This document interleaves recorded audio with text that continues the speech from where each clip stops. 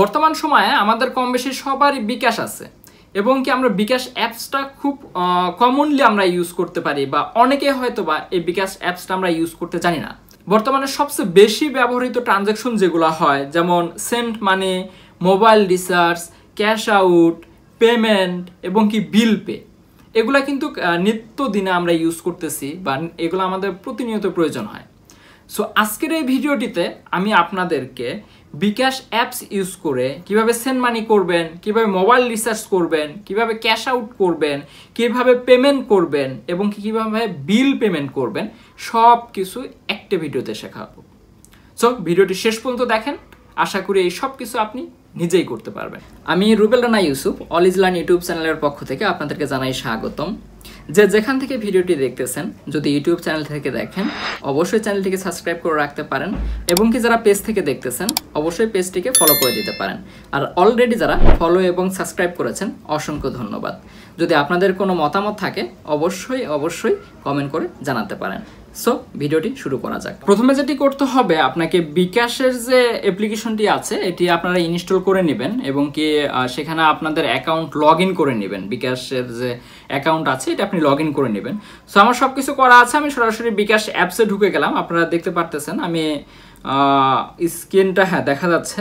আমি বিকাশ অ্যাপসে ঢুকে যাব। বিকাশ অ্যাপসে ঢোকার জন্য আমার এখানে পিন দিয়ে আমাকে বিকাশ অ্যাপসটিতে প্রবেশ করতে হবে। সো আপনারা পিন দিয়ে বিকাশ অ্যাপসে প্রবেশ করবেন।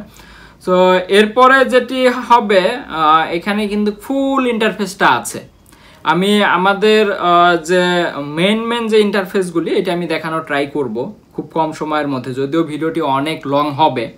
আশা করি যদি আপনারা ভিডিওটি শেষ পর্যন্ত দেখেন, এই সময় যে দিচ্ছেন এটি বৃথায় যাবে না, কাজে লাগবে। সো আমি প্রথমে যেটি দেখাবো, আপনি সেন্ড মানিটা এই জায়গা থেকে করে ফেলতে পারতেছেন। আমি একটু ড্র করেই দেখাই। আমি মেন ফাংশনালিটিগুলো দেখানোর ট্রাই করবো। এখানে দেখুন উপরে সেন্ড মানি কিন্তু একটা অপশন আছে, আপনি সেন্ড মানি করতে পারতেছেন। সো সেন্ড মানি কীভাবে করবেন, আপনি সেন্ড মানিতে ক্লিক করবেন। ক্লিক করার পরে যেটি করতে হবে, এখানে সেন্ড মানি বলতে কি বোঝাইছে, আপনি বিকাশ থেকে অন্যজনের বিকাশে অর্থাৎ পার্সোনাল টু পার্সোনাল কিন্তু টাকা পাঠাবেন। এটি কিন্তু এই সেন্ড মানির মাধ্যমে করতে হয়। সো এখানে নাম্বার দিবেন।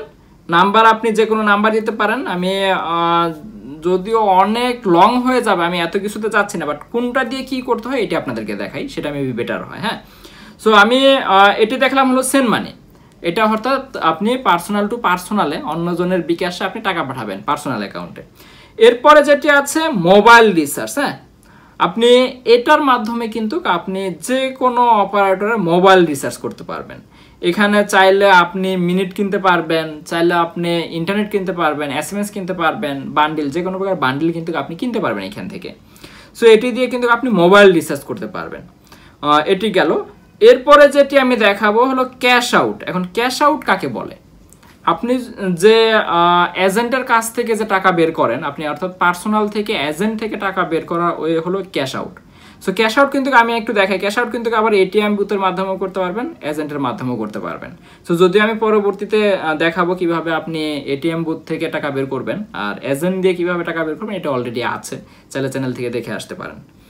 সো এই জায়গাতে আমি ক্যাশ আউটটা দেখালাম। এটি আশা করি আপনি বুঝতে পেরেছেন। যদি দোকানদারের কাছ থেকে আপনি টাকা বের করতে চান বা ATM থেকে বের করতে চান তাহলে কিন্তু ক্যাশ আউটটা ইউজ করতে হবে। এখন এখানে আরেকটি অপশন হলো মেক পেমেন্ট। মানে কি, আপনি যে কোনো প্রকার জিনিস ক্রয় করছেন সেখানে আপনাকে পেমেন্ট করতে হচ্ছে। সো আপনি কিভাবে পেমেন্ট করবেন, এটি কিন্তু এই মেক পেমেন্টের মাধ্যমে করতে হবে। সো তাদের কিন্তু একটা মার্চেন্ট অ্যাকাউন্ট আছে, সেই জায়গাগুলোতে তাদের অ্যাকাউন্টে আপনি চাইলে স্ক্যান করে বা তাদের অ্যাকাউন্ট নাম্বারে বা তাদের মার্চেন্ট নাম্বারে কিন্তু আপনি টাকা পাঠিয়ে দিতে পারেন এখান থেকে। অর্থাৎ আপনি শপিং মলগুলোতে এটি ইউজ করা হয়। আপনি মেক পেমেন্ট করে যে QR কোডগুলো বা যে অ্যাকাউন্ট ইউজ করা হয় ওদেরকে কিন্তু টাকা পাঠানোর জন্য আপনাকে মেক পেমেন্ট ইউজ করতে হবে। ঠিক আছে। এরপরে বহুল ব্যবহৃত যেটি আপনার বিল পেমেন্ট, যেমন বিদ্যুৎ বিল, তারপরে ইন্টারনেট বিল, ডিশ বিল, গ্যাসের বিল, এই বিলগুলো কোথায় পেমেন্ট করতে হয়, এটি সচরাচর সবচেয়ে বেশি ইউজ হয়। এটা আমি দেখাচ্ছি। একটু নিচের দিকে আসবেন। নিচের দিকে আমি উপরেই ছিল।